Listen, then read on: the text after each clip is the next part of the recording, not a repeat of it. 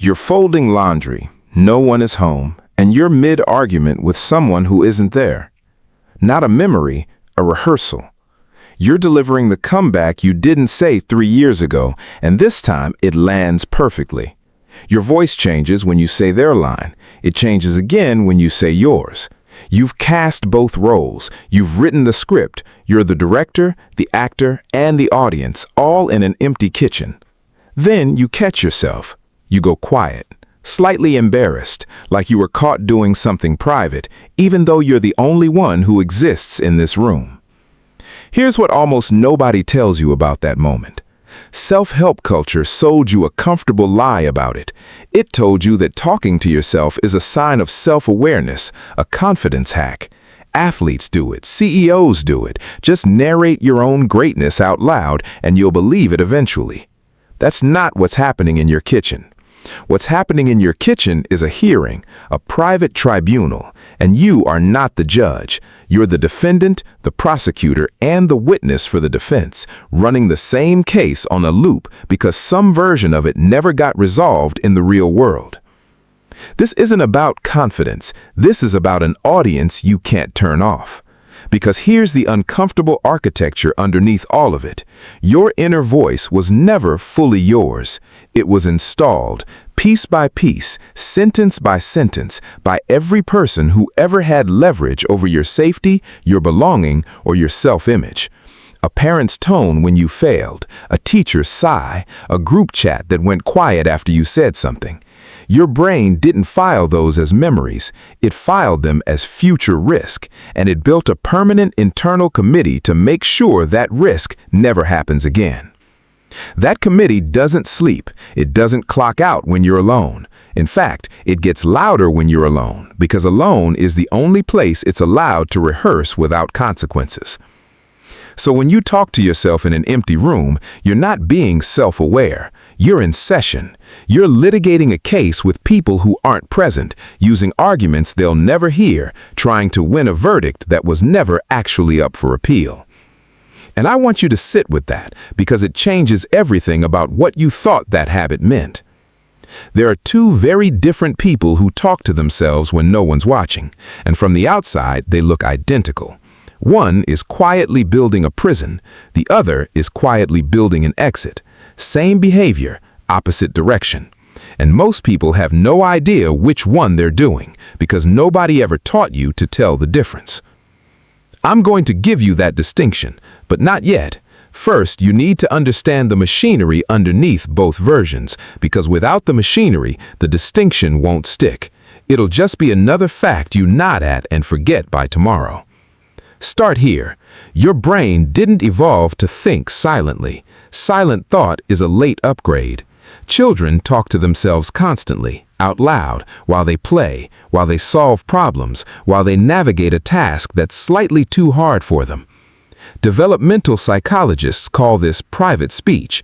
It's not a quirk, it's how a developing brain regulates itself before it has the internal architecture to do it silently.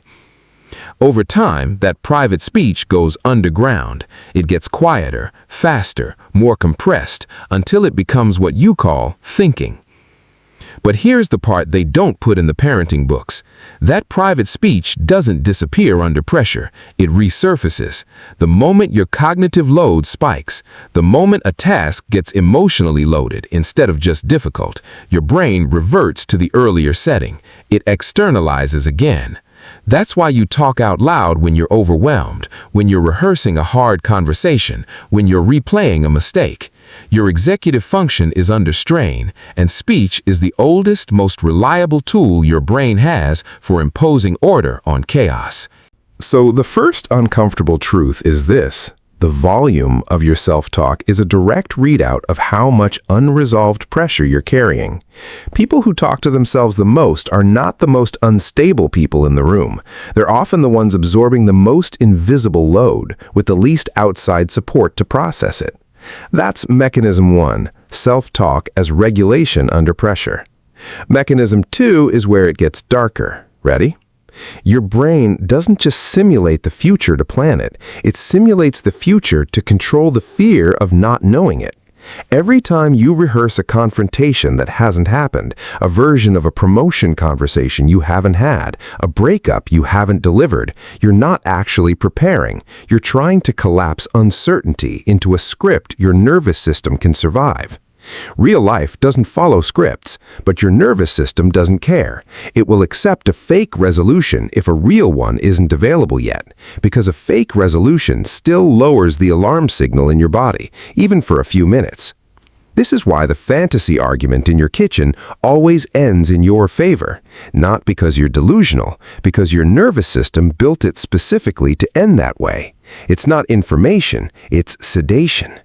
And this is where I need you to actually do something with this, not just absorb it as a fun fact about your own brain and move on like you always do.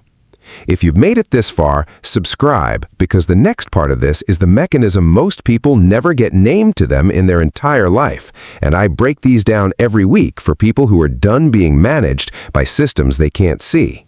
Then I want you to do one thing before you keep watching. Comment the specific scenario you rehearse the most when no one's around. Not the topic, the actual scene. Because naming it in public, in writing, does something your private rehearsal never lets you do.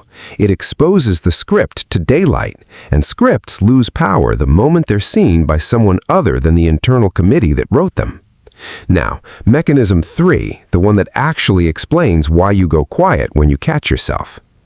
You were never actually alone in that kitchen, not psychologically. Human beings evolved inside groups where social standing determined survival.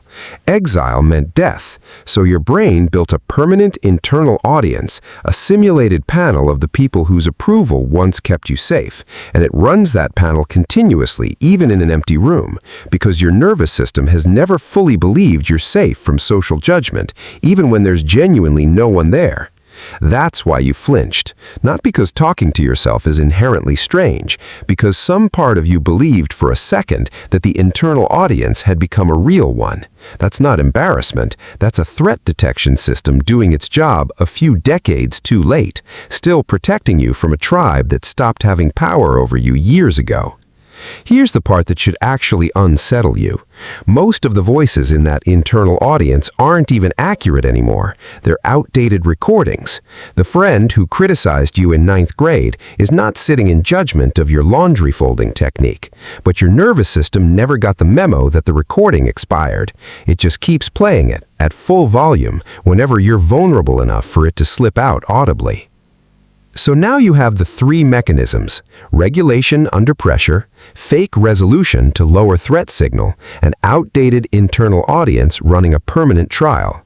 Put them together and you get the full picture of what's actually happening when you talk to yourself alone.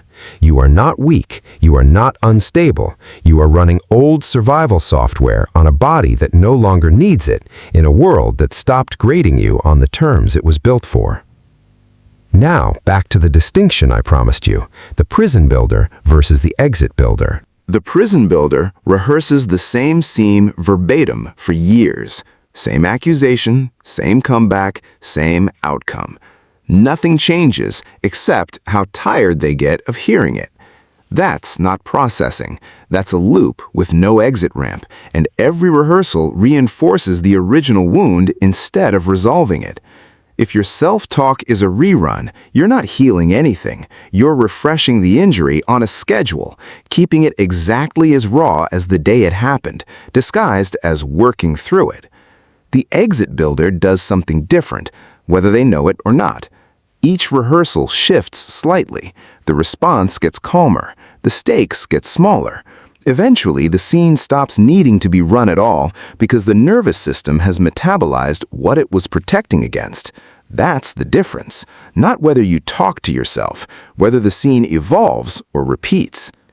So, here is your first tactical move, and I want you to actually use it, not file it under things you agreed with today and did nothing about tomorrow. The next time you catch yourself mid-rehearsal, alone, mid-sentence, don't shut it down out of embarrassment like you usually do. Interrupt it with 3 questions, out loud if you have to.